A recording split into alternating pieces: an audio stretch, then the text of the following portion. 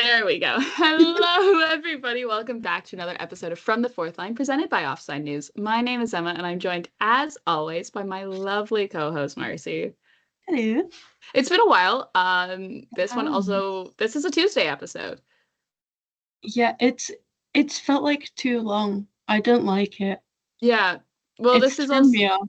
Well, because we didn't do an episode on Thursday because we said, what's the point? Which is fair, because I even was like trying to think on Thursday because my mom was like, oh, are you not doing the podcast today? I was like, no, because honestly, there's only so many different ways we can be like, so who are the Leafs going to go after at the deadline?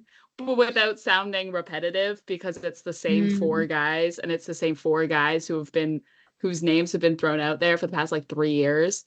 I feel like I've been hearing like Leafs are looking into Scott Laughton for like 3 years now.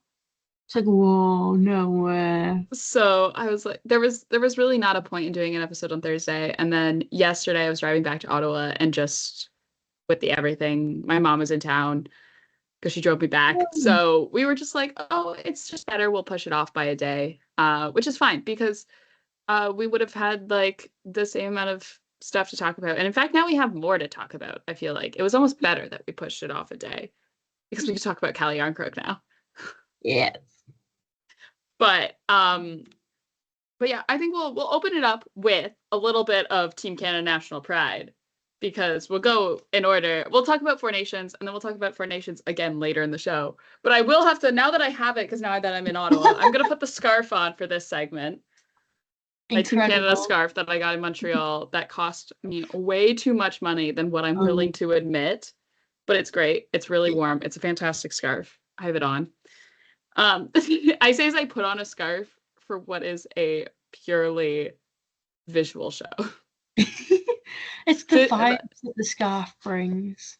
This show does not have any visual aspects of it unless I choose to do it, and I am simply too lazy to edit the video of the show. And nor do I have the laptop storage for that at the moment. So one day we'll get there. But yes, Team Canada versus USA in the final for Four Nations. It is it's an incredible rivalry. I think it's one of those rivalries that like is so intrinsic to sports, and specifically hockey as well. Just on both the men's and the women's side, because we know how much Team Canada has won against Team USA in women's hockey. 15 years ago today as well, Team Canada won the gold medal at Vancouver. Fun fact for women's hockey. But yeah, Four Nations final. There was a lot of like political discourse going into this game that like we're not a political podcast, in terms of the fact of like we don't talk about politics because we talk about the Leafs. Yeah. We feel very qualified to talk about the Leafs. We do not feel very qualified to talk about hockey, but what we will say is like, I feel like we have to be very, very clear on where we stand at the fact of like, we are so much like anti-Trump on this show that I feel like I have to say it just to make it absolutely clear, as if the everything about this show has not made it incredibly clear. As if everything just about us in general. Yeah. Oh yeah. It's a podcast hosted by a Canadian and a Brit. What do you think we're going to like wear our politicals? It's like not only that, but people heard me complaining about our elections last year. Yeah, I was gonna say that says quite a lot. Speaking of elections, because this podcast used to have 2 days before election day, and if you're located in Ontario, I know about probably just over a third, I think the last time I checked, of our audience is Canadian. And I'm going to assume, because we're a Leafs podcast, that a lot of you guys live in Ontario. And if you live in Ontario, and I'm going to say it now at the top of the show while we get the most listeners before no one listens to the outro. If you are in Ontario, your provincial election day is February 27th. Which means you still have time to go advance vote, or you can also go and vote on election day on February 27th. You can go register to vote online. Literally, if you probably just go like register to vote in Ontario, the result will come up. I will also put a link in the show notes. Go vote, please. Go vote. I beg you, because 3 years ago we had our last provincial election and the voter turnout was terrible. We need to fix that. Go vote. If you're in Ontario, vote. I already did. I did it because when I was at home, I did some advance. I voted. I did some advance voting when I was at home because that's where I can vote because that's where my permanent address is registered. It's not here in Ottawa, Yeah. which makes sense. But I already voted. Go vote. It's cool. Go vote. It's cool to vote. But yeah, sports are political. I think that's goes without saying. I do believe though it is. I just think to have the most like the a hockey game and hockey tournament with the highest political tension since like the Summit Series, which was basically the Cold War, is kind of crazy to witness. And we also talk about, hey, growing the sport is awesome, but like also we have our limits of how cool to what demographics we want the sport to be grown into, because when we say the grow of the sport we mean like more diverse and new fans that like aren't conservative white people. Yeah, when we say grow the sport, we mean the girl who sat next to me in my lecture yesterday and said, "Oh, I'm going to see an ice hockey game at the weekend. I just thought you should know." That's what we mean. Yeah, no, absolutely. Grow the Sport is a girl who who was a friend of mine now, but we had a hockey class together. And she's a Mexican immigrant and loves hockey and loves Austin Matthews. And she's great. She's awesome. She's fantastic. And I went to a game recently, not with her. We were at the same game. It was the Leafs in Ottawa. We were at the same game, so we stood next to each other for warm-ups. But it's for her who says, "Hey, Emma, you know a lot," and then proceeds to ask me a hockey-related question. That's like, it's the people who have noticed that we have built a brand for ourselves. Yeah.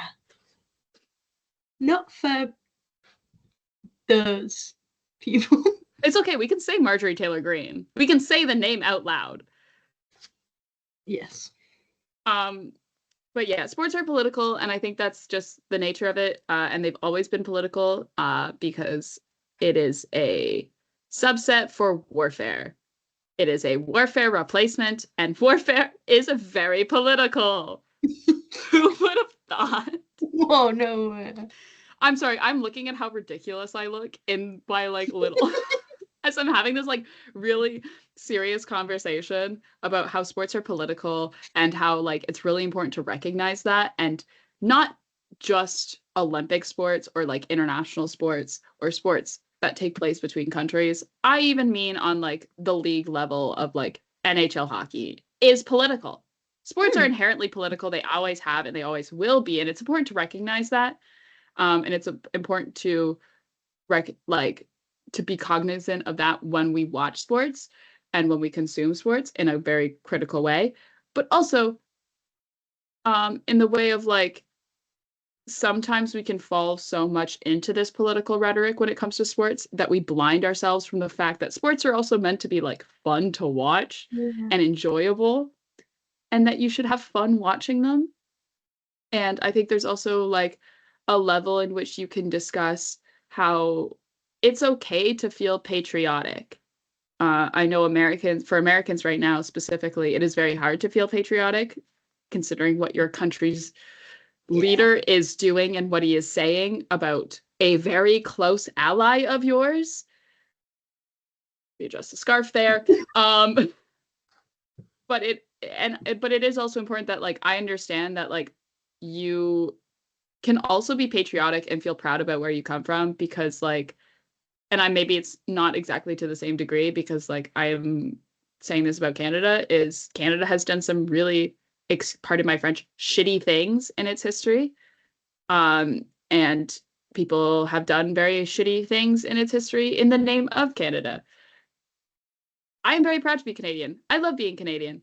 It also means that I am very aware of the shitty things my country has done. And it doesn't mean that I'm not allowed to be proud about being Canadian, or I'm not allowed to root for my country as a concept. Now, when it comes to certain players that represent my country, I have things to say. And I understand how Americans feel specifically regarding a lot of comments made by players on Team USA in the past couple of weeks. Yeah. I'm not going to go too much further because I actually, as part of my actual like beat that I do for offsides, which I should actually be writing, it's coming. But like one of those players, I talk about him a lot. So Yay! But yeah, what I will say, all is to say, sports are political. You're allowed to cheer for Team USA, and not feel like it's a like like a conservative dog whistle, because I think a lot of people, especially marginalized groups, felt that way. And I'm like, not to be like you can separate the art from the artist, but I think there is this very strange, it's a very strange environment right now to just exist in the world in general, in a very strange way. And where like I saw a TikTok where someone was like, hey, remember how we used to go crazy over this? And it was Backpack Kid. Do you remember Backpack Kid with like Katy Perry? Oh my God, yes. And I was like, oh my God, how has the world, like, how is our What went wrong?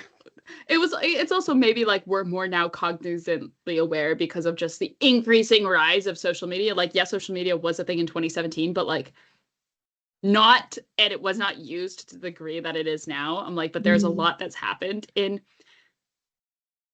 8 years. It's been since 2017. Oh my God. But that has happened in the world that has allowed this, that has been the reason of this shift.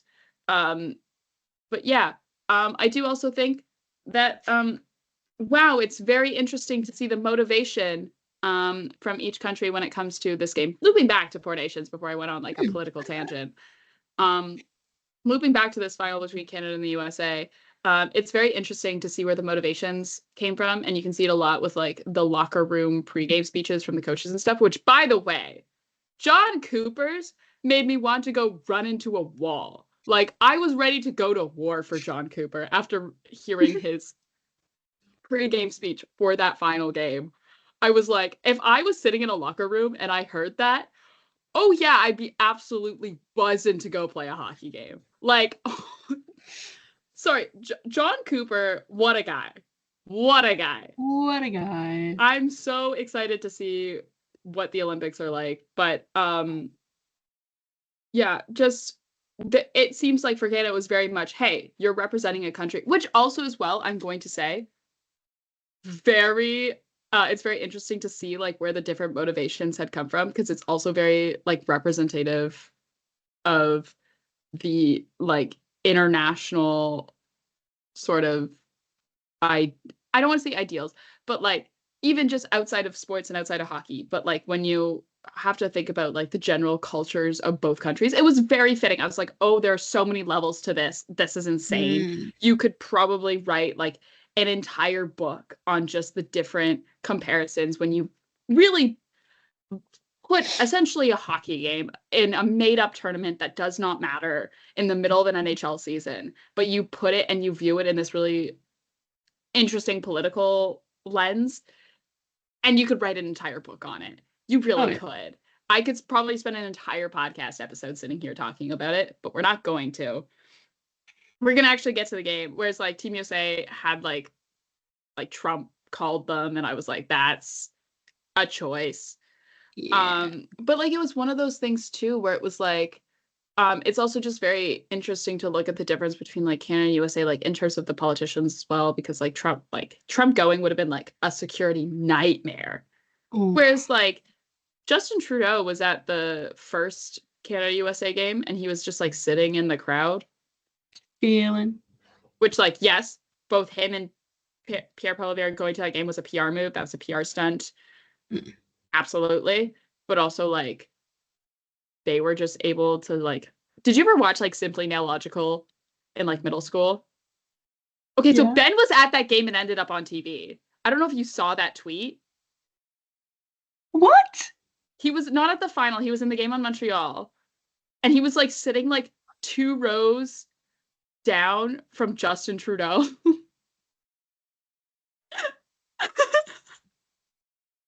I It feel was I've this not thought insane about crossover where I was psychological like, in wait so a minute, long. I know that guy. And I actually, fun fact, because now I live in Ottawa, it's something that I can voice. It's something that's been living at the back of my mind since I moved to Ottawa for school, is how absolutely terrified I am of running into that man. Like, I'm running into either of them, like, in public. I'm terrified. Just I like, live in oh, so much fear. I am not afraid of running into Brady Kachuk and Loblaws. I'm afraid of running into Simply Nailogical because I don't know how I would react because literally I have been watching her like YouTube videos and stuff and yeah. like consuming her content now in a very like borderline like peripheral way, but like since before Polish Mountain. That's how long. Jeez. Yeah. Oh my. I'm sorry, I've not thought about her in so long, and now I'm having like, I'm reliving so many years of my life. But yes. Anyways, Four Nations. Whereas anyway, whereas like John Cooper, like I think Wayne Gretzky came in there, read the lineup, and it was like okay. But then John Cooper was like, "You're doing it for the flag," and that was a lot of the messaging coming from Team Canada before this. Is like, "You're doing it for your country. You're doing for what Mm. the Canadian flag and that maple leaf on your jersey represents, instead of like doing it for like yourself." You know what I mean? Yeah. Not going to say that gave Canada the edge because we all looked at those forward groups and laughed. Yeah. But yeah, But all this to say, Canada wins. We all know this. I'm not going to spend a whole lot talking about the actual game because we all watched it. We all almost died. I did because I think Jordan Binnington in net gives me stress hives. Um, because I've never okay. experienced such like peak anxiety watching a goalie leave his crease. And Yeah. I've watched multiple seasons of Ilya Samsonov goaltending. Yeah. But like at least I know Ilya Samsonov when he leaves his crease for the most part because we all watched that Kerfoot goal against him this season. Yeah. Can play the puck. Jordan Binnington, I am convinced, wants to be a forward. But just by the way he plays the puck, he wants to be a forward. Anyways, look, people are gonna say, but Emma, like, aren't you going to apologize to Jordan Binnington now because he's won? Like, look at him. No, I still like as much as you can be like, hey, look, he's a winner when it's a crucial, like, must-win game. He locks it down. But also, like, have we considered Logan Thompson? Have we had that thought yet? Because I have. I had it multiple times watching that tournament. And he just, anyways, all this to say is Jordan Bennington stresses me out and I hate watching him play hockey. Not because he wins, whatever. He wins. Look, the only man on Team Canada's roster who I like was like, oh, I might actually have to apologize to you now to some degree was Sam Bennett. Mm. I've said some really terrible, not terrible as in like, ooh, Emma, like, careful you don't get a restraining order against him. Just, I've said a lot of times, is there a way to like remove someone from an alumni of a high school? So many times. Oh, the amount of times I've heard that question. Is there a way? And now I have to apologize to him. It is very, very strange though of an experience watching like I don't know how to say this without sounding mean to Sam Bennett, but like I kind of mostly knew who he was before he ended up in Florida because of like the fact that he went to the same high school than I did. And I spent 4 years walking by his picture of him in a Flames jersey. That's how old it's him. And I'm like, dude, you got to send a new one. You got to send a new Yeah. one. Like it But hits a point. Oh, you gotta send either one with the Stanley Cup. Now that he's won the Stanley Cup, I'm like this close to being like, dude, you gotta like just being like, dude, you gotta send a new picture because they still have you in a Flames jersey up. Like just send a new picture, sign it, say like go Saints, whatever. Um, maybe that's too much, but no, actually, no, it shouldn't, whatever. I don't care. My sister doesn't go there anymore, so I can more freely talk about what high school I went to on the internet. Yeah. Because I just felt weird about it because my sister was still there last year, but now she's not, so it doesn't matter. Oh. Um, but yeah, Sam Bennett scored the tying goal. What are you looking for? I knocked Tiny Joseph Warfel off my pinboard and I can't find him. Sorry, this is so funny because I'm talking about having to apologize to Sam Bennett for scoring the tying goal. That like makes sure that Canada USA game goes to overtime in the first place. Meanwhile, Mars like very visibly looking for something as I'm having this conversation about being like, maybe I should apologize to Sam Bennett.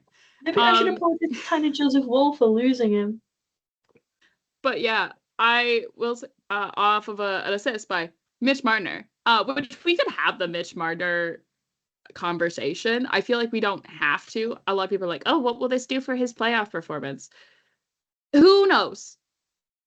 Who knows? We have a lot of we actually have a lot of conversations we can have about Mitch Marner now. Yeah. Which we can talk about it a little bit later. After we get through this part. But like, yeah, anyways, overtime. Overtime. Overtime. Overtime. Yeah, so because it's like the championship game, overtime is 5-on-5, 20-minute periods until whoever wins. And I just have to say, wow, Team Canada is dumb. Team Canada, like stupid dumb, just because like, sure, why not? Team USA. I will say though, like that Mitch Marner assist. I mean, we're gonna speed run past the like Jordan Binnington making like these crazy saves, and I'm like, dude, where was this earlier in the tournament? What the hell? But that Mitch Marner pass to Connor McDavid on the OT winner is everything everything about like so critically about Mitch Marner like his play in the way of like it uses all the aspects of like things we know Mitch Marner for, which is he's looking 2, 3, 4 plays ahead because he has that ability to see the game that well.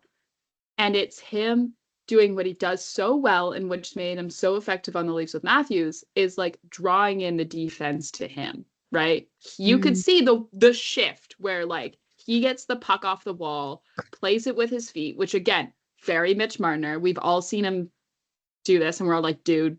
Sometimes we're like, dude, you don't play soccer. Wrong sport. Wrong sport.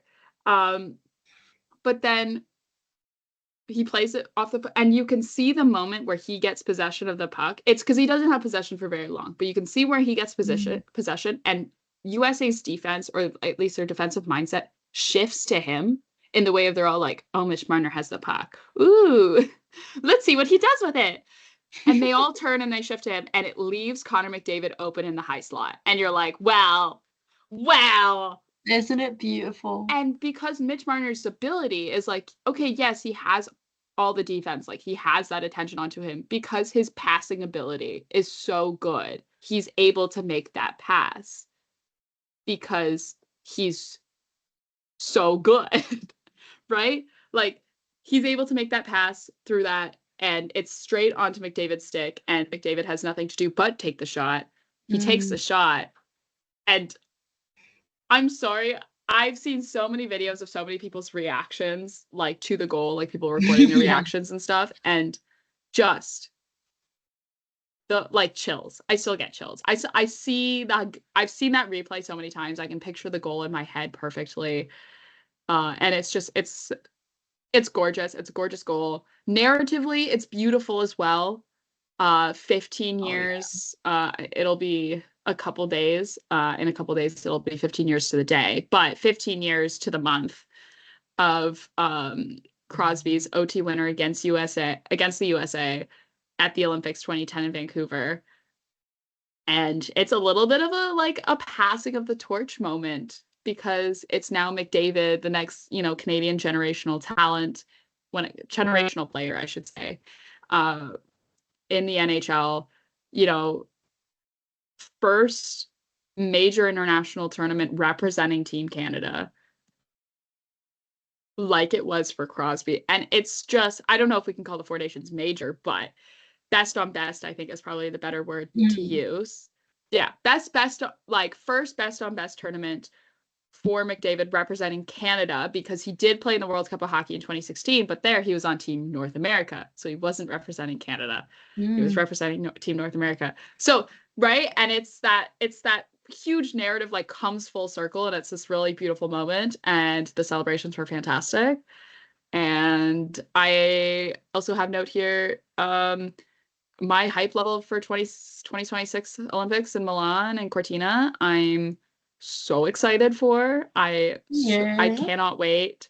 And a lot of people are like, oh, it's not going to get as much focus because it's the Olympics. There's all these other sports. And I think people are forgetting, because it's been so long, and I know we've had so many new hockey fans since 2014, which is the last time NHLers were allowed to go to the Olympics. It's you forget how much of a focus, when NHLers are at the Olympics, you forget how much of a focus is placed on hockey at the Olympics.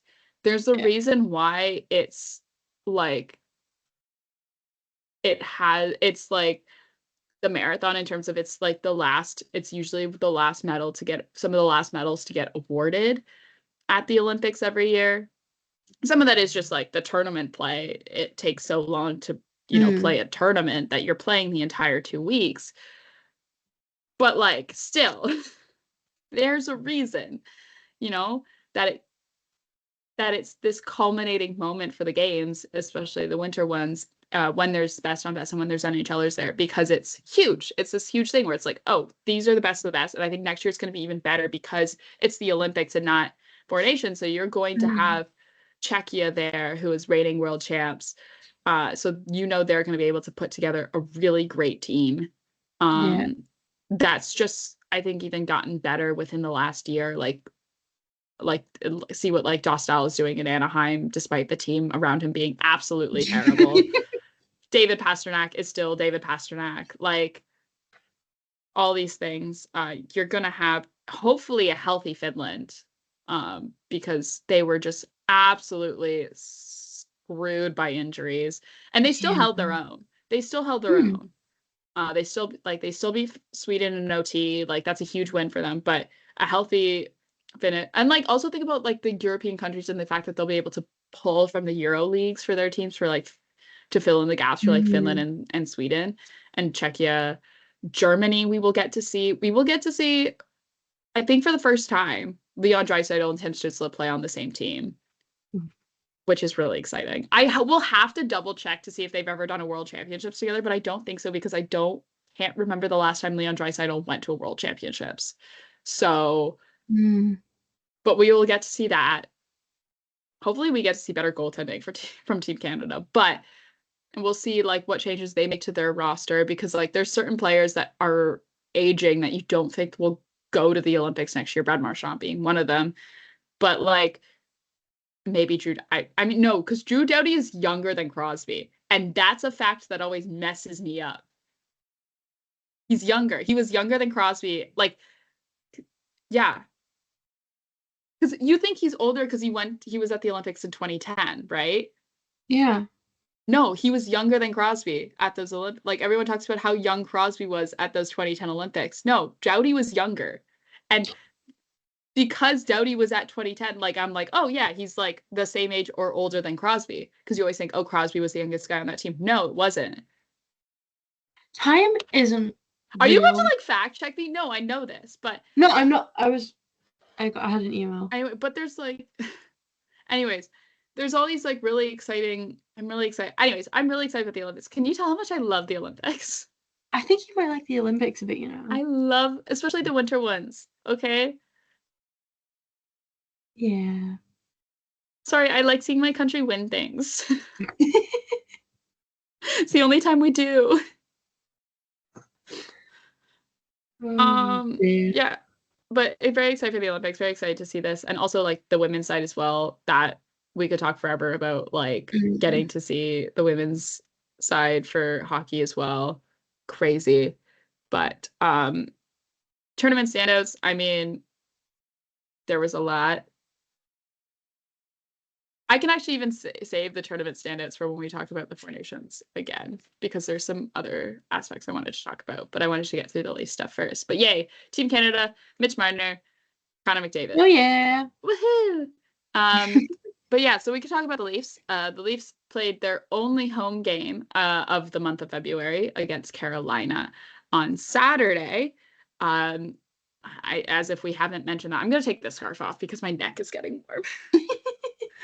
I was gonna say, I was wondering, like, how long is a scarf gonna last? Because you're like indoors.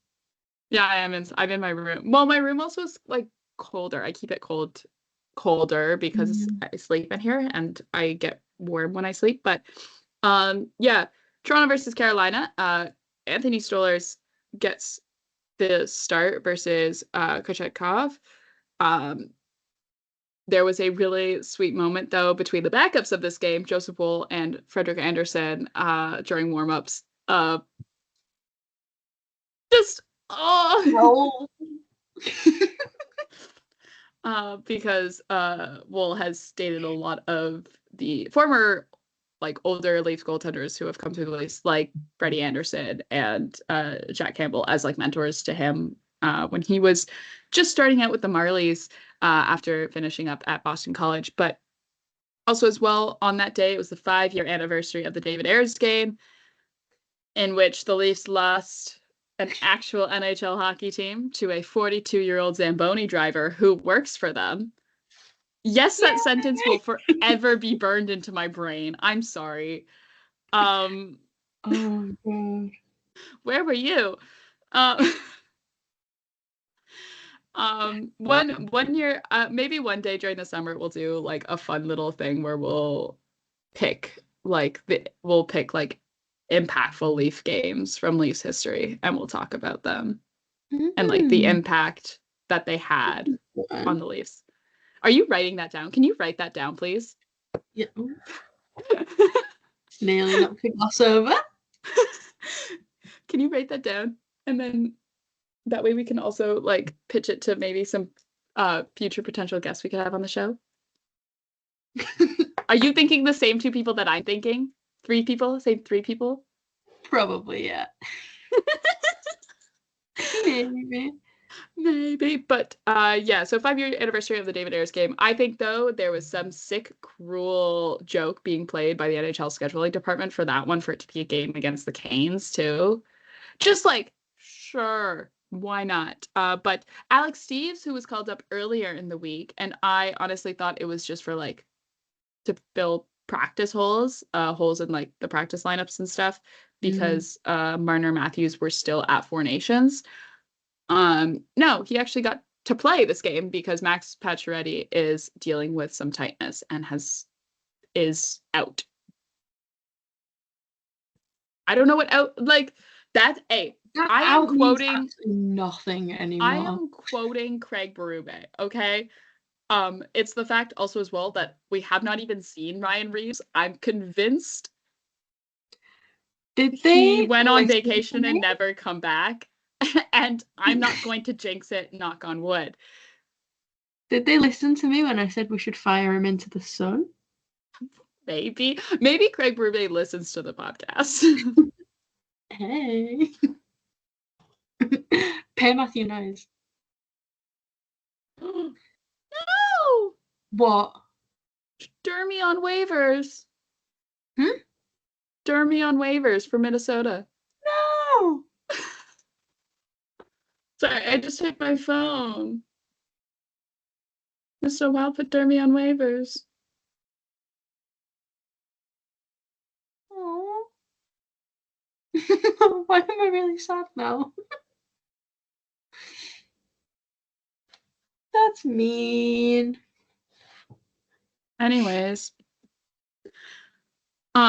Moving on, sorry. But yes, Alex Steeves gets called up For those I don't think we talked about Alex Steves to a considerable amount on the show. I can't remember. I don't know. I can't remember to what extent we've talked about Steves in like about him as a player in terms of the fact of like he is really good in the AHL and just I don't know if it's like just hasn't gotten enough opportunity in the NHL or just hasn't been on his game when he has been called up, because he's only been called up really in the past for brief stints with the Leafs. He made his NHL debut in 2021, I believe, if I get that correct. I believe. Yes, he did. Where he played 3 games, got an assist, and then like the most NHL games he's played in the season has been this season with Toronto, where he's played 6 games this year.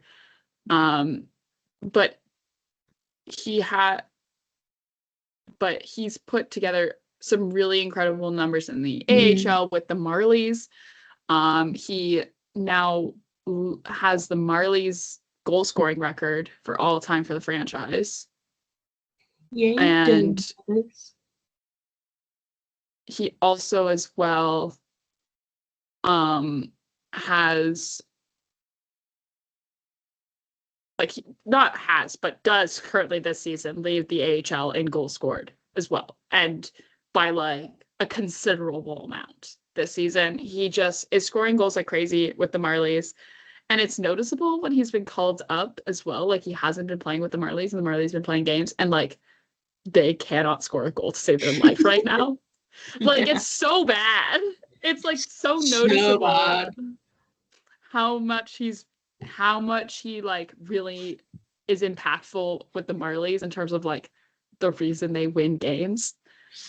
But yeah, he's been one of those guys that like is called up because the Leafs are dealing with a lot of injuries or just have a lot of like they just need that next guy up, and he's been that next guy up for the Leafs a considerable amount, throughout his career, but has only really played a handful of games here or there, and it's finally all come and paid off. He's gotten the start tonight, and it pays off big time in his first shift of the game, where he just makes a play where he just like you can look based on like who the assists are, like the primary assist is from John Tavares, that he stays on late on a shift, just stays on longer, and not in a way of like he wants more ice time, but like the play called for it, and it pays off for him where he scores his first NHL goal. Congrats to Steves. Tape that one up and put it in your mom's basement, apparently. He was asked about what he was going to do with the puck after the game, and he said, oh, probably it's going to go to my parents' house. I live in my mom's basement in Minnesota during the off season. So, which is really funny. But yeah, it's just and it kind of proves that like he just needed the right opportunity and for it all to go right. And like he also as well had a really great game just overall against Carolina. In terms of was really strong defensively on that fourth line with Kampf and Lawrence, and like that fourth line was buzzing all night, and they've had a great game, and he was part of that. He was making smart defensive plays, was playing simple hockey, but yet still was providing that offensively. And it continued, and that kind of set the momentum. That goal from Steve set the momentum for this game from Toronto. Pontus Holmberg scores next. Literally 29 seconds later, scores next to put the Leafs up 2-0. It was a Carolina own goal, but like part of the reason why it was an own goal and like that goal went in is because like Pontus Holmberg did something that I've been saying the Leafs should do all season. Like, thank you for proving my point of like you get shots on net and you drive the net, good things will happen. And this one is, Holmberg drove the net, put the pressure on, and is that what Stahl brother? Is it Jordan Stahl or which one is it? Eric? One of the Stahl brothers, whichever one is the captain of Carolina right now. Because anyways. Doesn't matter. Whatever Stahl brother is the captain of Carolina right now, that is the one who put the puck in his own net, just because Pontus was there to apply the pressure and forced him into a mistake. So, yay, Pontus Holmberg gets the goal anyways, even though it was a own goal, because that's how goals are awarded. And Holmberg this game, though, was moved up the lineup to play on the left wing of the second line with John Tavares and William Nylander, with Pacioretty out and Rube wanting to keep like McMahon, Domi, and Robertson together, which we will talk about when we talk about the next game. But then really shortly soon thereafter, because yeah, sure, why not? David Camp put the Leafs up 3-0. Dave! With a wonderful setup by Stephen Lawrence and Alex Steeves, which makes it 2 shifts, 2 points for Alex Steeves and his not his first game of the season, nor his season debut with the Leafs or anything like that, but just his first game since getting called up. And very much proves his ability to play strong NHL hockey. There is just very much a log jam in the bottom 6 with Toronto at the moment. Reeves is somewhere. Yeah. Connor Dewar is also there. And we know how much I love Connor Dewar. Just a little bit.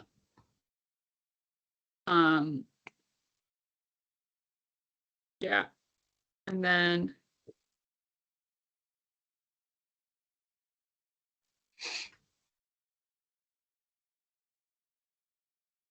sorry. Sorry. I got distracted by something. Anyways. Yeah. Anyways, great by Steeves, great by Alex Steeves. What a guy. And then to just finish off the first period. Mind you, we're still in the first period of this game. John Tavares, because him and Nylander just work so, like, the two of them, I don't know what it is. They just play really well together. Nylander sets up John Tavares for a fantastic, beautiful goal to put the Leafs up 4-0. And that is the end of the first period. Things we love to see. Yeah. Oh, all in the meantime as well, Stolarz is playing great. Like, in case you wanted to know. Oh. I will say, though, he made that first save of the game, and I nearly got off my couch and, like, cheered, because I was like, I don't feel anxious anymore watching a goalie go out and play. Like, oh, God. I think I even said this to you as well. I was like, oh my, and like Randy as well. I was like, oh, for the first time, I don't feel anxious. Like, watching a Leafs go, like watching a goalie. This is a miracle. This is great. Yeah. But then there was a quiet second period. Literally no goals were scored. Anthony Stolarz did Anthony Stolarz things. It was great. It was fantastic.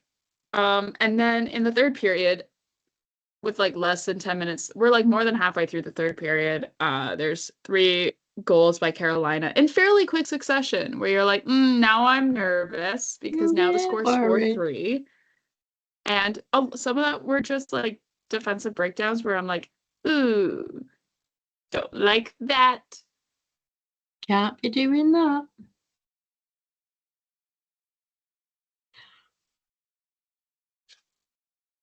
But yeah, and then, because I think honestly this is maybe the most like Austin Matthews thing to happen, is that Austin Matthews, with the extra attacker, scores on the empty net to tie Daryl Sittler for second on the Leafs all-time goal scorer leaderboard.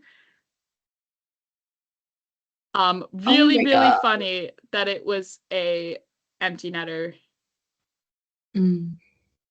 Just cause. But yeah. Which also as well, I'm sorry, on the broadcast, Austin Matthews like hits this milestone, whatever, and they're doing a whole little bit on it, and then they show on the broadcast like David Sittler highlights, and I forgot how ridiculous 80s hockey looks because the goalies don't go down. They haven't discovered how to like play the butterfly yet. And it's very funny watching like these goalies just standing like straight up in their net trying to stop pucks, and it like doesn't work. Which maybe like could me be going like, hey, if I'm 5'7", that's like not short in 80s NHL either. Maybe if you put me on skates, I could be like a crazy good goalie because I could just like slide the puck along the ice and score like 50 goals. I would never have to raise the puck ever because the goalies don't go down. Just like, yep, this is me. What to do? I mean, even like when I do go out and like fool around with like friends and stuff, and we just like play like not even a real game of shinny, but just like fool around with like sticks and pucks, on like rented ice and stuff. Like the sticks that my parents have in the garage are like old wood sticks. Like one of them is a Franken stick, where the shaft and the blade are two different brands. Next time I'm in the presence of the Frankenstick, I will take a picture of it and be like, see, look at Please. this. I like, need to see the Frankenstick. Look at this Frankenstick. I should have taken a picture when I was home last week because I did see the Frankenstick. Oh, Emma. I should have taken a picture of a Frank. I should have. I'm sorry. Next but time you I will didn't. take a picture. But I didn't. No. But yeah, I'll take a picture. Next time I'll take a picture of the Frankenstick. But it's like like true Frankenstick where the shaft and the blade are two different brands. It's like these old wood ones. And when I was in Montreal, we went to the Sherwood activation. They had all these new Sherwood sticks there. And I picked one up and I immediately like turned around. I was like, whoa, this is really light. Like, whoa. Because usually like most of the sticks that like I use now are like also not even the right hand for me. I'm right-handed, and all the sticks that my parents have in the garage are lefties. Because yeah. And so like picked up this new like right-handed Sherwood stick. It was like, wow. Whoa. But yes, and also as well, sorry. I got distracted by the Daryl Sittler highlights there where I was like, okay. But again, like I said, I think we've said this so much time on the podcast before, but it's like when we talk about, hey, we're so lucky to be witnessing like this era of Leafs hockey because we will see Austin Matthews like break Matt Sundin's like Leafs goal scoring record. Like we'll see that within the next season. Like honest, if he wasn't hurt and he had a season like he did last year, he would have done it like this season. And maybe he still can. I don't think so. I think we'll probably see it happen next season for him. But like we're seeing this and we're witnessing this like moment in history, like Leafs history, and I think it's really cool. And it's like something we shouldn't like take for granted about just like how awesome it is. We get to see these like really awesome, good players play hockey like in front of us, and we get to cheer for them most of the time. Except in international tournaments. Yes. Except for Mitch Marner. Because Mitch Marner can do no wrong. No, he can't. But yeah, no, also as well, Pontus Holmberg. One more empty net, because why not? Off of like a nice guy pass by William Nylander. Like there was no reason for William Nylander to make the pass off of that. He honestly probably could have just taken the shot and it would have gone in. But he did the nice pass, William Nylander, be like, see, look, I can also get assists. I'm going to pass to my friend. Best friends. But yeah, overall, just a great game by Anthony Stolarz. He's back from injury. I don't think there's any concern there, and there shouldn't be any concern there whatsoever. But he's just continuing to do what he does best, and also as well, like, now that he's getting these starts in, is back, like, on, like, the NHL leaderboards and stuff, and continues to have the highest save percentage over Connor Hellebuck. So that's cool. Yeah, also as well, for the belt, Alex Steeves gets the belt from this game. We don't usually do a belt tracker, but I felt like it was important to notice. And I'm going to bring it up because I did tweet about this. And I was like, I think it's important because in the belt picture, Matthew Nyes was there. And I think it's important because not everyone has the same off-season hobby of me, which is go obsessively through everyone in the Leafs org's hockey TV pages. Because that is what I do. I do it obsessively in terms of like how much I go through it. I'm like, oh, they play together. Mar knows this because sometimes like it'll be like middle of July and Mar will get a text from me that's like, did you know these two guys play junior hockey together? I was like, well, I do now. Right? Like you get those texts from me all the time where I'm just like, hey, did you know? And it's like these two players It's that like my have, little fun what fact you of would the think day. would have no connection to each other, played junior hockey together at one point, or played like on the same like AHL team or whatever, played university together. Like, fun fact, Alex Kerfoot and Jimmy VC played at Harvard together. Which is just still baffles me. Fun fact. Fun fact. I think, if I remember correctly, I think Jimmy VC was Alex Kerfoot's captain at Harvard.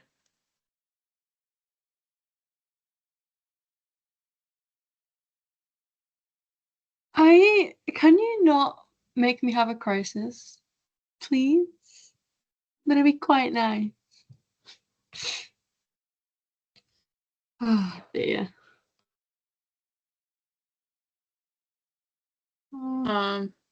I miss Alex Kerfoot. I'm sure you do. Okay, we almost have Kalle Yarncrug back, which he is essentially Alex Kerfoot, but like Swedish. Yeah. How much were the Leafs paying? I totally forget how much the Leafs were paying Alex Kerfoot. Anyways, doesn't matter.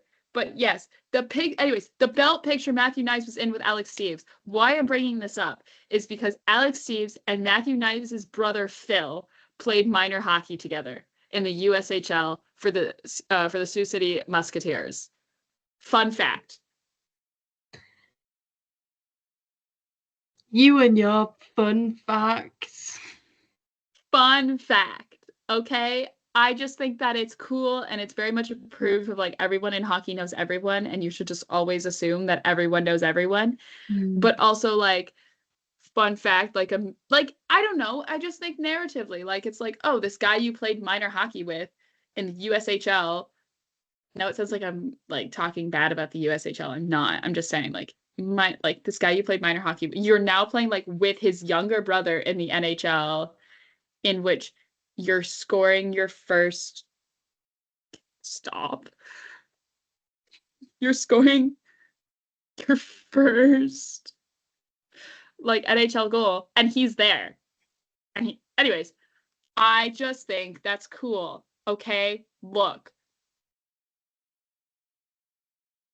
Anyways, moving on to Sunday's game, because the Leafs had a back-to-back with travel coming out of the break, because of course they did. And they were in Chicago.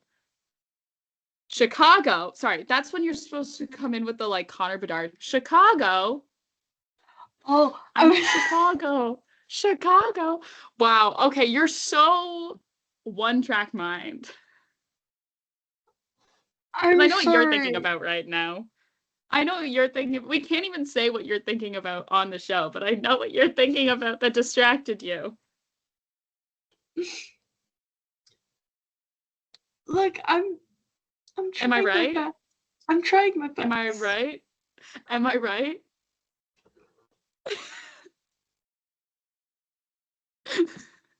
No, this was look, because you didn't give an audible yes, it makes me look like a terrible person. Oh my god. Anyway. But yes, Chicago, Joseph Woll gets the start versus Soderblom. Once again, there are way too many former Leafs in this game for me to feel comfortable. Too many. Too many. Too many. And the anyways, Leafs have a slow start. in which like you're looking at the like literally my mom comes I was at home watching this game and my mom comes into the living room and she's like, why don't the Leafs have any shots yet? And I was like, I don't know. William Nylander hit the post already. It's going to be that kind of night. Yeah. But and they almost got through the first period unscathed, but there was I can't even remember who took the penalty. It was someone where I'm like, ugh, why is this like? It was a penalty killer. It was either David Kampf or it was Chris Tanev took the penalty, and I was like, dude, why are you taking like no, not the guy we need taking the penalty right now. I think it was Chris Tanev. I know they both got one in this game, and I was like, no, our penalty killers. But Chicago on the power play, and Chicago has like the 8th best power play right now this season in the league, which is kind of crazy. Apparently, like the whole thing with Chicago is like their goaltending's okay and their special teams are insane, and everything else about them is bad. At least that's the vibe I've been told about the Chicago Blackhawks. Yeah. But Teuvo Teravainen gets the power play goal off of Bertuzzi with the assist, because we're never immune to the former Leaf point. But Nope. Bertuzzi with the assist because the puck hits off of him and bounces off of him, and then Teravainen gets the goal. Because, yeah, sure, why not? But yes, the Bobby McMann, Max Domi, Nick Robertson third line returns. Because we didn't see it for a while, and now we have it again. And it pays off well because on the power, which this is on the power play, so it's not really okay, because most of that second unit is that third line, but on the power play, Nick Robertson gets a nice setup from Max Domi, and it's Nick Robertson's first goal in 9 games. And Bobby McMann is the one who gets all of it rolling in terms of digging in deep for the puck and putting it out in front. But yeah. And then as if we were talking about depth scoring, and if we couldn't get enough depth scoring, Jake McCabe, offensive powerhouse. Jake McCabe, which is a bit that I started last season, in which every time he scored, I just tweet out offensive powerhouse Jake McCabe. And it's funny every time. I'm sorry. I've been doing the bit for over a year now, and it's still funny every time I do it, because it's like, anyways. To put the Leafs up 2-1, Chris Tanev gets the assist. Depth score, like, it's coming through. And it's like, because the whole issue with the Leafs going into the break is that they weren't getting scoring from like outside of like 6 players. It was like the core 4, Bobby, like Matthew Nyes and Bobby McMann, right? Like that's where your scoring was coming from, right? And so it's nice now to see, you get Nick Robertson rolling. If you get Nick Robertson rolling, like he's a goal scorer. Good game. He is, because you watch him play and he's a goal scorer. And if it also, as well as if you get goal scoring from your defense, like from your blue line, that's incredible as well. That's huge. And so, like, getting that depth scoring from those guys, or from your fourth line as well, is like they can do their job, but like to get scoring from them, also great. So it's coming through. And, kind of the name of the game in which the Leafs kind of have to do is just like take a bunch of shots on the net, like take a bunch of shots on goal, and drive the net and allow the other team to make mistakes. And that's exactly what happened on this Jake McCabe goal. I believe it was the McCabe. I can't remember if it was the McCabe goal or if it was the Tanev one, where Seth Jones skated went through not through the crease, but went through the eyes of Soderblom and screened his own goalie on the shot. It was like a shot from the point. It could have been either of them, but you know what I mean? Yeah. I think it was the Jake McCabe goal, because that one was first, but it's that allowing that team to make that mistake. So then a shot from the point immediately becomes incredibly dangerous because the goalie is getting screened by his own defenseman. So it's those little things. And you had guys around the front of the net who were also screening, but also could take the rebound or whatever. It's just those sort of plays in which I think are going to come up huge for the Leafs. Nick Robertson then as well almost gets the hat trick. Spoiler alert, because he does score again to make it 3-1 because he's left open at the net. Why are you doing that? Why are you doing that? But allows I think it was before this. Yes, it was before this, where TJ Brody, Nick Robertson almost had 3 goals this game, but TJ Brody, in what I was like, I didn't know wasn't aware he could do this still, saved a goal on the line. Because of course it was former Leaf TJ Brody. Naturally. The guy who nearly concussed Marcie on multiple different occasions. I never forget anything. Yeah. And sometimes Mar doesn't like it. Like, it's not my fault. If he's going to walk around with that many buttons undone, and I hit my head into the wall because I see it, sue me.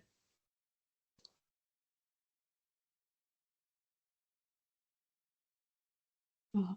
Okay. I do miss him. I know you do. There was one time where I could recognize him from like 3 pixels and someone thought I was actually crazy. I mean, that's because you are, but like... Sorry, I know this team too well. I mean, I'm not any different. No. But yeah, but like that would like come back later. It's fine. But Nick Robertson, left open at the net off of a pass from Max Domi, which like I know people are like praising Max Domi because he had 2 primary assists on this game, but like also at the same time, literally 8 seconds later after this goal, on a mistake from Max Domi trying to play defense, it leads to a goal by Philip Kurashev, and the Leafs go into intermission after the second period with the score being up. They're up by 1, yes. Score is 3-2. But like, you don't want it to be that close, especially because it was this like that was in the like there was less than 10 minutes left, not even 10 minutes, sorry, less than 10 seconds left in the period. Like it was another goal that was allowed like just before the buzzer. That first one by Teravainen was like there was like 11 seconds left in the period, and it's like, oh, that's like not what you want to do because you don't want to swing the momentum away from you. Before that, like going into an intermission, like that's the last thing you want to do. But yes, in the third period though, Chris Tanev, again, scoring from your defense. I will say though, the assist, like this overall, knowing what you know about the Leafs, this is a crazy, like, this is just a crazy like goal to read off. Goal by Chris Tanev with assist from Jake McCabe and David Kampf. Yeah, sure. Why not? Whatever. Doesn't matter. Leafs are up 4-2. Chicago then goes and pulls the goalie, and Pontus Holmberg gets a goal. That this one goes off of DJ Brody, but then it's reviewed for offside. And this is where like the offside rule, if you understand the offside rule, it makes sense. And people are like, oh, but like, no, it doesn't. But yes. And in the way of like, it was reviewed for offside. It was not deemed offside. Even though like, then it cuts to William Nylander on the bench going, I thought that was offside. Which is hilarious. And, but it's because so John Tavares is the puck carrier over the line, and he puts it over the line, puts it into the Chicago zone, then pulls it back below the line, and then which that case is when William Nylander checks back in to be onside, which to check back in to be onside, you just have to have a skate like in the paint. That's like deeming checking back in or check back up. And then at the same time, John Tavares is pushing the puck back across the line, but he deems he doesn't have control of the puck, which is like you have to have possession. Not control, but you have to have possession of the puck when it goes over the line. That's the whole thing. But anyways, Cale Makar, there was a goal with Cale Makar that was very similar to that from the 2022 playoffs, I believe it was, against the Edmonton Oilers, that you probably, if you just went like Makar offside like review, it would probably come up. And you can take a look at that. And it's just this weird one where it's like, okay, yeah, maybe like if you had clearer images or it wasn't so close, you would call it offside. But like they debated this for a while, and at least the images that the broadcast had available, which also as well, everyone should know that like what the broadcast has available and like what like the video coaches in the league and like the situation room have available is totally different in terms of the numbers. Like the situation room and the video coaches and and the rest and everything, they have way more images to look at and way more different camera angles compared to like the TV broadcast. But like, why not? Okay, doesn't matter, whatever. Leafs get the empty netter. Pontus Ulmberg has 3 goals in 24 hours. Because sure, why not? Why not? Why not? Okay, noted this season, noted his goals. Like, I think he doubled it. Did he double his goal total in 2 days? I think he did. Oh my God. Which, like, all right, whatever. Crazy stuff. Yeah, he did. Because he had 2 goals going into the game against Carolina. Oh my God. Nothing is real.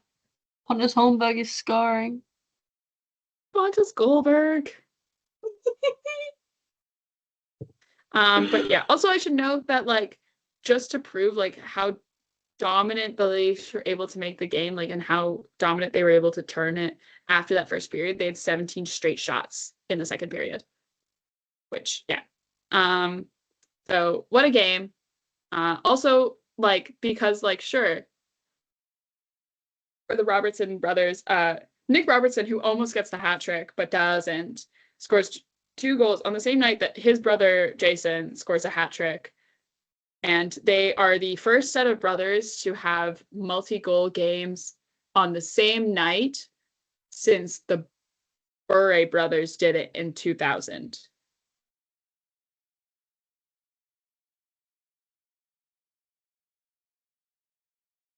Okay. Yeah. Which I'm actually surprised that like I don't know like Kachucks haven't done it or something. You know what I mean? Like there's a lot of brothers in the NHL. I'm just surprised like it wasn't like the Kachucks, like they haven't done it. Yeah. But doesn't matter. Leafs now continue their road trip this week. They have a game tonight on Tuesday in Boston against the Boston Bruins. Anthony Stolarz is getting the start, which is, I called it. We're back, I believe, to just alternating our goalies now with Anthony Stolarz back healthy. But it also makes sense as well, just in terms of like, even if they weren't alternating, to have Stolarz start this game, because like, much love to Joseph Woll, he hasn't had the best record with games in Boston. And like Trent Frederick usually scores. Yeah. But yeah, so Anthony Stolarz gets to start. And apparently also as well is Craig Berube says the lineup is staying unchanged from the last 2 games. So we will see more of Alex Steeves, this time in Boston. But yes, Calle Yarncroke also apparently just some injury updates. He apparently is close to being able and ready to return. Just some of the problem that has to get fixed out is some cap related things because currently the Leafs do not have room for Calle Yarncroke against salary cap. No. So there will have to be some shifting that goes on with that aspect. Also, as well as because now we can say it and we can acknowledge it as well. Congratulations to the Mariners. They are expecting baby boy to come this May, which is really exciting and really cute. Also really soon. It's also really soon, yeah. Soon. So congratulations to Mitch and Steph. That's awesome. And I've already had like multiple mental breakdowns about it. Yeah. Like a lot. Like so many. Because it's a very, very interesting experience to watch the player that you watched before he got drafted and then watch him get drafted and then watch him essentially grow up into like a real adult and everything. Like have a child. That's really strange. And that's the emotions that I went through. Yeah. And it was like a lot where I was like, oh wow, he is not like the 18, 19-year-old kid that I watched like coming to Toronto after winning a member with London and just everything. Like, wow. It's crazy. Wow. And as well, where has the time gone? My mum congratulated them. I called her today and she was like, "Oh, I saw that your man's having a baby." And I was really confused for a minute because I was like, which ex-boyfriend? Yeah, I was like, do not have a man at the moment. And then also like I was like also so it's like if it's your man's and it's like he's having a baby, I was like that would imply that you would be having the baby. Yeah, I was like, and then she was like, the Leafs one. And I was like, oh yeah. And she was like, yeah, I saw it on Facebook. Cause she's on like all these Leafs pages and I'm just like, and she'll like send me screenshots of the game scores like 3 days after it's happened. Yeah, but congratulations to the Mariners. Yeah. That's fantastic. It was like, yeah, no, I don't want to say like native, but like there's been a photo shoot and they had a baby shower for Steph, and it's a baby boy, which is really watch out NHL draft class of 2043. Huge day for them right now. Yeah. But and I will say that like I don't know, it's a different feeling because you'd be like, well, Emma, like you also watched like Morgan Riley like become an adult. Morgan Riley's just like Morgan Riley's been a dad since he was like 19. Like in terms of just like he gives off like team dad energy and always has because he's just been here forever. Where it's like I'm like, yeah, this is right. Is like Morgan Riley having a baby. Like, yeah, this is right.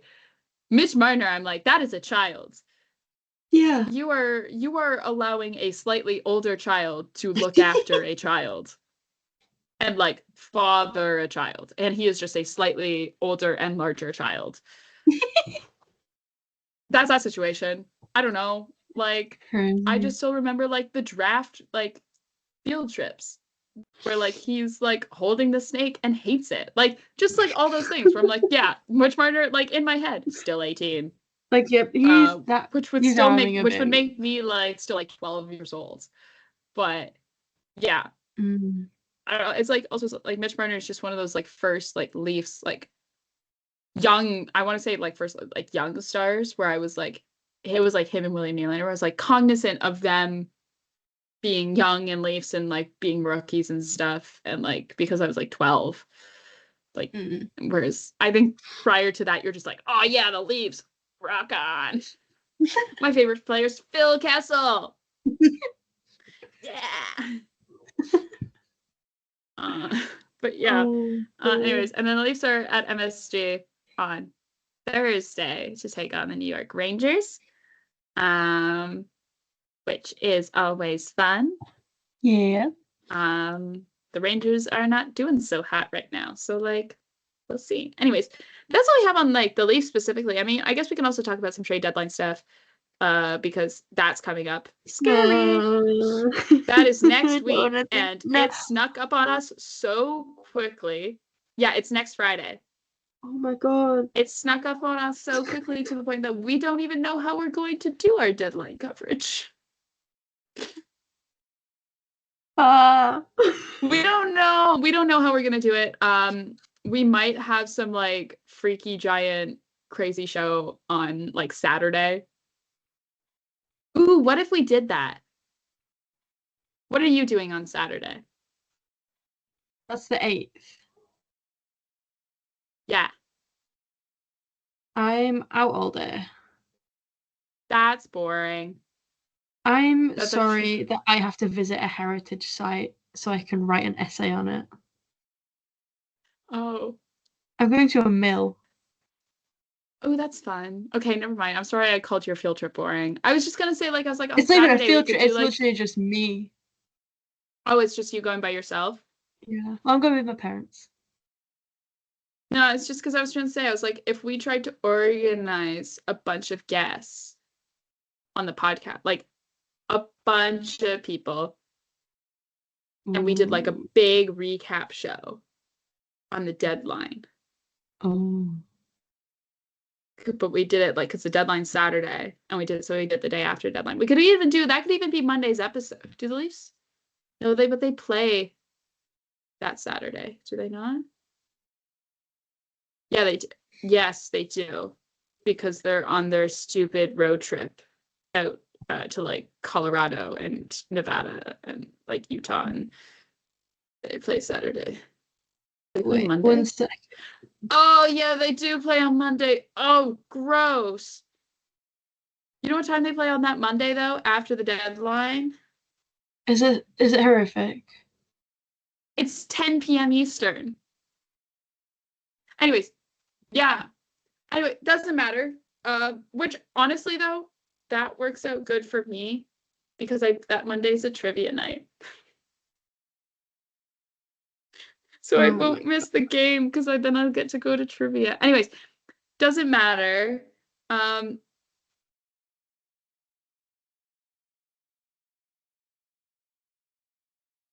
Anyways, doesn't matter. We can discuss all of this later. We'll figure it out. We'll figure it out later. We can discuss it later. It's fine. But yeah, the trade deadline is fast approaching. It's next week. We'll figure out. We'll definitely do some sort of special episode or whatever for the trade deadline. But yeah, there's a lot to consider with the Leafs specifically about like the different directions they have to go. I mean, it's kind of in the way of just like they have to clear up cap space, and how they do it, no one knows if they want to actually make any considerable moves. I will say though, there's some fun little non-Leaf related, just like tidbits that have come up through like Elliot Friedman Saturday headlines, which I tweet out most Saturdays. Yeah, you do. Yeah, I do. It's my favorite little. I like doing it. Okay, I have love a it. good I time. sit and I just like, because it means I can have him on mute and then just like wait for Wait you for to me speak. as I like type them all up. But there's a couple of little things. One of them is like, hey, keep your eyes out on Mikko Rantanen. He could be moved at the deadline again if Carolina can get a greater return for him and think that they like might not be able to sign him. That's a possibility. Is he could get moved again at the deadline because Carolina isn't confident in their ability to sign him to an extension that everyone likes, and they do not want to get Jake Gensold again. So keep that in mind. Also as well with Seth Jones, because it came out that he was looking for a trade or was open to be traded, but he has a full no move clause, so like where he goes comes down to like him agreeing to it, and he would want to go to a contender, which is laughable when you look at his contract because no contender can afford him without retention, and there's still like 5 years left on his deal. So Chicago would have to retain him for 5 years. Which If they like retain contract on him for 5 years, if they want to send him to a contender because he's not great and his it's too much money for a contender to afford him. And Chicago also as well, like they can retain his contract, like they have the retention space because the retention slot, but they also that would fill up the retention slots till the end of the season because they already are still retaining money on Jake McCabe's contract to the end of this year. Still, by the way, fantastic trade by Kyle Dubas. What a incredible piece of work. Sorry, I say this every time we bring up like the Jake McCabe trade in terms of like talking about like retention and things like that, but like what a trade by Kyle Dubas. What a trade. In terms of like the long-term benefits to the Toronto Maple Leafs, what a trade by Kyle Dubas. And then also as well is Chicago is retaining Rantanen's salary till the end of this year as well. So then they would have no slots to retain salary. So if they were to trade Seth Jones, they could not facilitate a trade between any other teams, which teams like a team like Chicago maybe would rather do if they would like to retain, like get assets or whatever. It depends. We will see. But like you're locking down, like if you're retaining Seth Jones' salary, you're locking down that retention like slot for 5 years. There's also been conversation among teams about because I don't think they ever played for the same team, but about uniting the Schenn brothers on the same team, which is interesting. And then people start going, hey, could the Leafs do this? And anyways, I don't want to cut this out. Mars yelling. So I'm going to just waffle about the Schenn brothers, which then people are like, hey, what if the Leafs do this? And I'm like, I don't want the Leafs to do this. I'd much love to Luke Schenn. Mara's still talking. So I'm just going to talk about like, hey, being like, okay, so you want, like the Leafs are going to acquire Luke Schenn for the 3rd time. Sorry, I didn't want to cut this out. So then I waffled about like having the Schenn brothers like both on the Leafs because people are like, hey, what if the Leafs did this? And I was like, what? Like, much love to Luke Schenn, but we're going to have, like, the Leafs are going to acquire him for the 3rd time. Oh, God. Like, what? Sorry, hold on. Yeah, no, sir, I thought that would be a lot quicker than it was. It's all right. I just didn't want to cut anything out, so I was, like, waffling about it. I was like, oh, yeah. Just so real for that. And then Brayden Schenn, but, like, also as well as, like, the Blues have said, like, oh, for Brayden Schenn to get moved, because they would be trading their if like the Blues would be trading their captain again, that would be the second straight captain traded. It would require a lot to give up, but I'm like, I'm sorry, I don't want to give up Fraser Minten for Brayden Schenn. No. I think that's dumb. Very. So that's my stance on it. When it comes to the Leafs specifically about like pieces I would be okay with being seen moved. I think we've talked about this before when I said like if you're going to move prospects in terms of like high chip prospects in terms of like Easton Cowan and like Fraser Minten, it would be more so in that I wouldn't do it unless you were getting a young player with term in return, aka Dylan Cousins, but also like, do I want Dylan Cousins? Maybe not. Not with that cap hit that we can't afford. Without retention by Buffalo. But it's one of those things where it's like, unless it's a good young player with term, which there is not very many of those out in the trade world at the moment, I wouldn't want to give up young prospects like Fraser Minten, like Easton Cowan, which are still fairly unknown. Like Fraser Minten, you know you're going to eventually get a very solid 3rd line center out of him, right? Potentially, maybe he could play higher in the lineup as well, but like, oh, this is your future, like, solid guy, like, solid. He's going to be a fantastic, solid center. So you know that. So why would you want to get rid of that to help extend the competitive period of your core, of your core players that you're going to stick with, right? And then also as well, when it comes to Easton Cowan, he is the world's I don't want to say world's biggest, but like he is a huge question mark in what he can be in the NHL because you just don't know. Like he hasn't played pro hot. Like he's only played in the OHL. You only can see what he can do in the OHL. Okay, but like what can he do like in the AHL or what can he do in the NHL? You don't know. He's a question mark. Yeah. So why would you trade a question mark without, maybe seeing, because that's only going to come and bite you in the back. So, because like I always say that draft picks are magic beans, you don't know what you're going to get with them. A prospect like Easton Cowan, in which you've used your magic bean to acquire him, you've planted, is a little sprout. You don't know if that little sprout is going to stay small or it is going to grow into a giant beanstalk. And so why would you sell your little sprout for not a long-term return when you when you can end up having a giant beanstalk and you're giving away a giant beanstalk and then you are like, oh man, we shouldn't have given away our giant beanstalk because like now we don't have a giant beanstalk and we need one. I'm sure I'm great with these hockey metaphors. Yeah, I just keep thinking of it as like a little sprout. But yeah, anyways, that's my thought about like the trade deadline. I mean, there's a bunch of other names that are getting thrown around. I feel like we always hear about Trevor Zegras every trade deadline now. Yeah. Because no one knows what the Ducks are doing because they just took Ville Husso from Detroit for future considerations. Because sure, why not? I don't know. Like, sure. I don't know what the Anaheim Ducks are doing. I don't understand them. So, like, them maybe finally trading Trevor Zegras may end up happening now.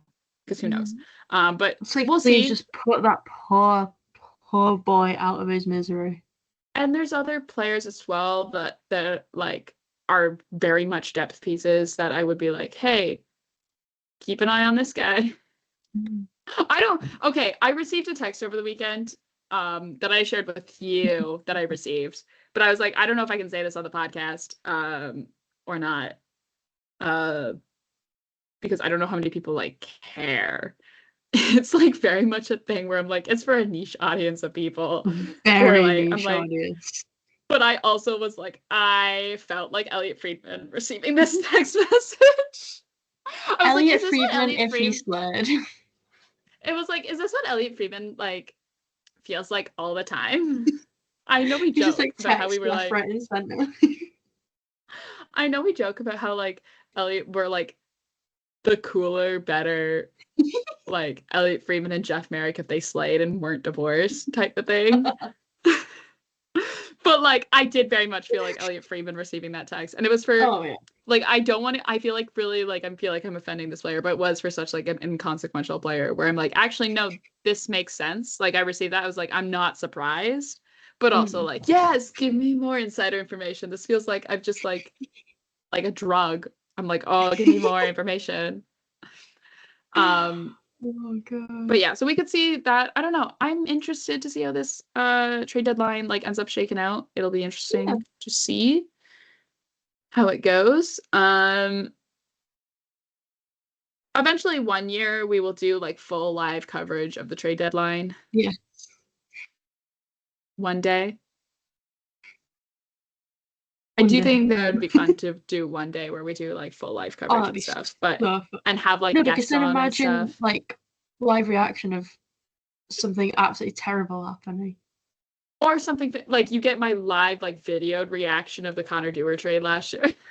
Oh my god! Well, that was just such an incredible time. There was a solid 5 minutes in which I was having the worst time of my life.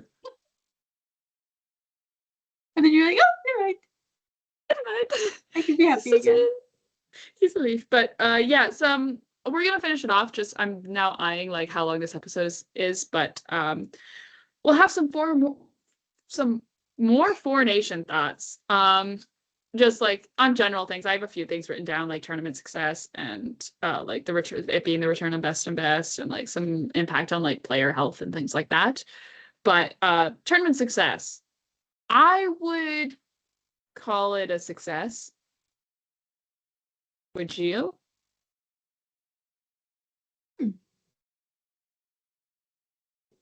It's like, Yeah. yeah. I mean, like, it's hard not to. There was like over 16 million viewers in North America for the final game between Canada and the USA, which is huge. That's huge numbers, big numbers.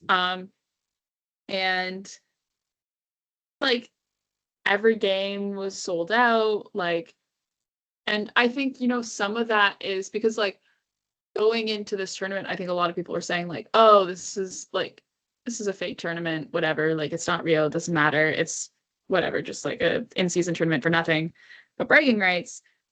But I think, you know, maybe some of that is like, and then in combination with like political tensions and things like that, it turned out much bigger. Yeah. Sorry. Bless you.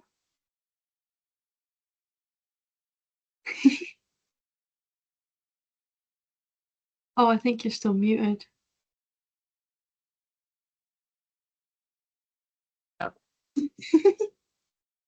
Yay, you're back. I was gonna say, I was gonna just say, like, I think this, like, me sneezing is just a sign that I need to dust my room because I haven't been here in like a week because I went home for reading week, and I think there's just been dust that's accumulated on surfaces and things like that, and little sneezy. But yeah, I was gonna say tournament was I mean, like, I went to Canada, Sweden, like we know, and that environment there at the Bell Center was electric. And like even just there were so many people in Montreal who were there for the tournament and stuff. Like we were in and like some of that is we stuck pretty close to like the area around the Bell Center and things like that. So like maybe it's a little bit harder, you know, maybe if you would see less of it like the further you went away from the Bell Center and stuff like that. But like I was there with Miranda and we were in a Starbucks, and like the guy sitting next to us was trying to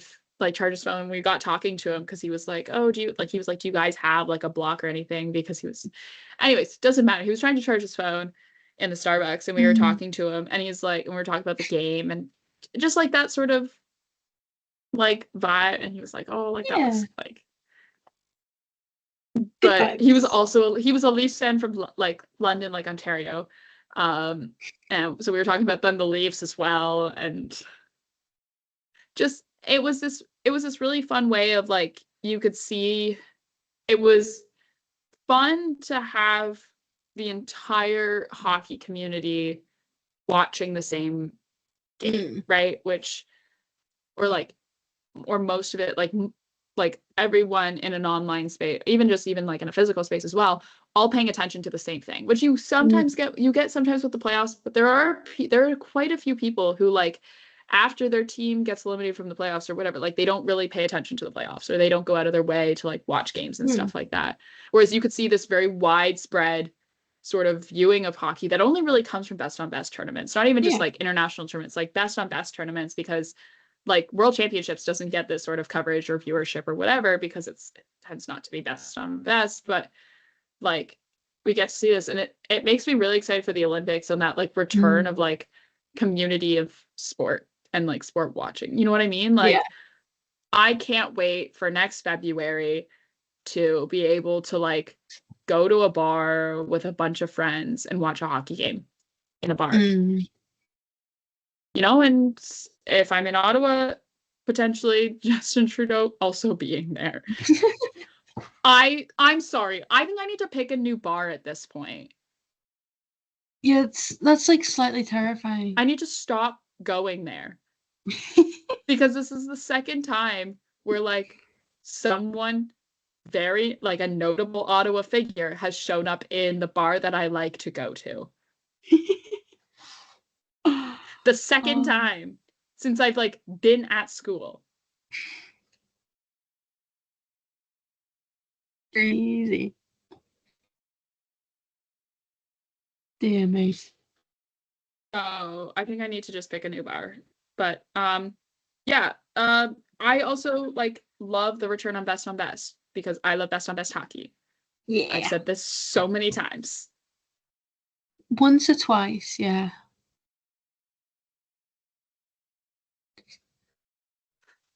That was rude. Oh yeah, no, don't come with all that. Anyways. Love the return of a Best on Best hockey game. It's great. It's so fun. It's fun because like I love seeing players that you wouldn't normally play against, or like they don't like each other in the NHL season, like play together and like have fun playing together. Like like Hagel, Sorelli, and Marner on a line. That's fun. Or like rolling out a power play that was Sam Reinhart, Sidney Crosby, Connor McDavid, Nathan McKinnon, and like Josh Morrissey, I think was the defenseman on it. Like just rolling that out. Just casually, just yeah. Yeah, because where else? Where like, or no, it was Cale Makar. My point still stands. Stupid. So stupid. Like just like a video game type thing. Like, here's my first power play unit, and you're like, okay, you're 12 playing shell. Oh dear. But yeah. Also as well as like in comparison, because this is in replacement of an All-Star game. In comparison to an All-Star game, I think it was more enjoyable, just because All-Star game has lost its shine and like they've tried to revamp it, whatever. It just like they haven't quite found the perfect formula, which they have now time. They have until 2027. That's the next time there'll be an All-Star game, because next year there's the Olympics and then they're doing an All-Star game and then World Cup of Hockey. So we will see kind of what they figure out for 2027 for the All-Star game, which is going to be in Long Island. Sure. All I have to say about that, Joseph Woll's 2027 NHL All-Star. We will try and get him there. It will happen. I'm sure if I have to campaign, I will. He will be there. I will get the Leafs to retweet my edits. If they retweet my edits enough times, he will be there. Yeah. Also as well is like just the impact on like player health as well. In terms of like what that means. Just because like there's a lot of players who came out of that tournament injured, or also as well as there was like a crazy flu illness thing that went around those rosters as well during the tournament, and went around like through the locker rooms and stuff, and like took guys out of games and things like that. But like there's a impact on player health, which like isn't normally necessarily there coming from an all-star game, where it's like guys don't really get hurt at all-star games, just because like the level of hockey is not, it's not as aggressive or whatever, but which is fine. And I think there's like that risk, but there's that risk. It's a risk that comes with any time you have best on best hockey during the midseason. Like NHL players, like that risk will exist next year when players go to the Olympics. And it's obvious that despite, everyone saying, hey, this tournament doesn't really mean a whole lot, that this tournament still ended up meaning a lot. And for, even if you're like, oh, it's a fake tournament, whatever, it still meant a lot. And there was still like high stakes, like socially and culturally and politically, and even just like competitively, with just like how much guys ended up caring because they were representing their country in a best on best format. And like they want to win, that you're going to see that with the Olympics again. And, there could be people who argue that the Olympics are pointless because it's not the Stanley Cup or whatever, but it's like, I think there has to be that preparation from fans, or at least by fans, that you may watch a player on your team go to the Olympics, get hurt, and their season's over, or their season is mostly done. And, we saw that with John Tavares in 2014. That's like the reason why then players didn't go back in 2018. 2022 was because of COVID reasons.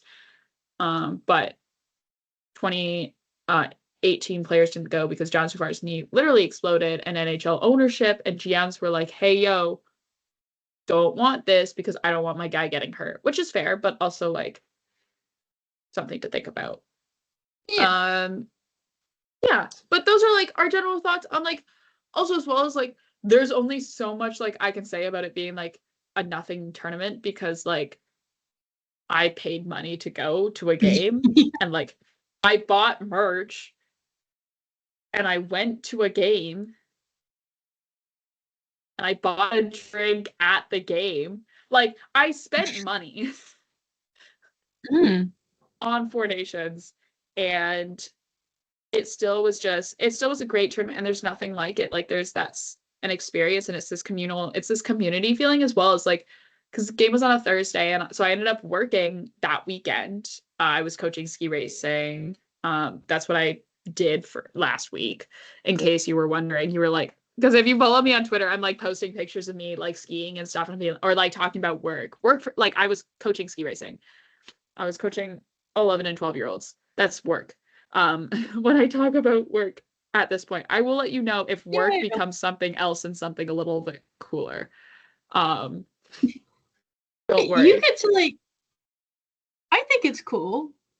Although that's because like I've never been skiing, so it's cool to me.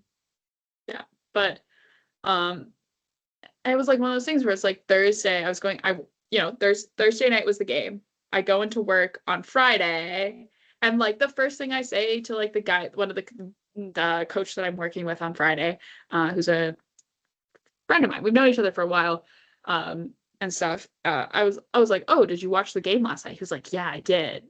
And we talked about that, and we were like, it's that feeling and that sense that like very much comes from, and in the same way of like everyone was watching the same game. Whereas like you have that, people are like, well, what about like, Leafs games and stuff? I'm like, yeah, but like not everyone you talk to necessarily is always going to be a Leafs fan or whatever. But like you probably could have gone up to anyone in Canada, or at least quite a few people in Canada, and said to them, oh, did you see the game last night? And they would know exactly which one you're talking about. And it's that really cool experience that only comes from like best on best or from international sport. So I'm really excited for essentially this is just me going like, guys, time to get on the 2026 Olympic hype train, where like you can right now, where you can be like, oh, did you see that like at the Olympic? Like, I'm sorry, I love the Olympics. I've always loved the Olympics. But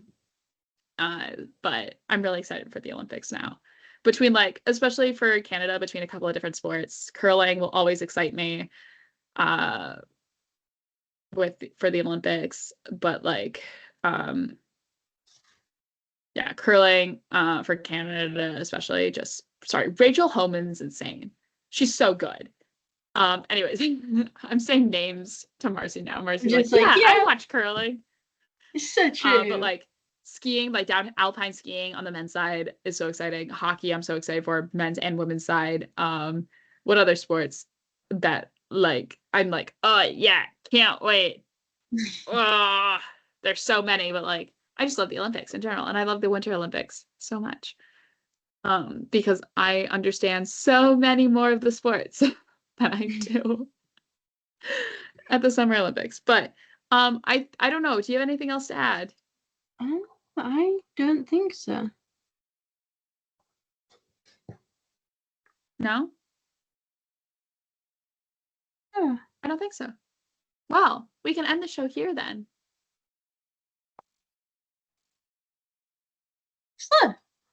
Slay. We'll end the show here then. We'll be back on Thursday this time. This is exciting. We're back to our normal schedule. Yes. Things just kind of got weird with... Yeah, things just got kind of weird with like the break in the schedule because of Four Nations and reading weeks and everything. But thank you guys so much for listening. We'll be back on Wednesday with another episode. In the meantime, you can find the show wherever you get your podcasts, literally everywhere. And you can also follow the show so you never miss another episode. On Twitter at From the Fourth Line. That's fourth with the number 4 TH. Also, we're presented by Offside News. You can find Offside News on all social platforms at Offside News Co. or online where you can read all the articles that go up, including the one that the Suns recap that I have to work on at offsidenewsco.com. And in between episodes, now you won't have to go as long, but if you really miss us and you think that we're absolutely hilarious, we're also really funny over on Twitter, and you can follow us there at 60 Leaves from Marcie, at PearB1 for myself. Thank you guys so much for listening. We'll be back on Thursday, and in the meantime, we can say it, but we're back to saying it. I mean, I like saying "Go Canada, go," but yeah. In the meantime, before Thursday's episode, go Leafs, go! Go Leafs, go!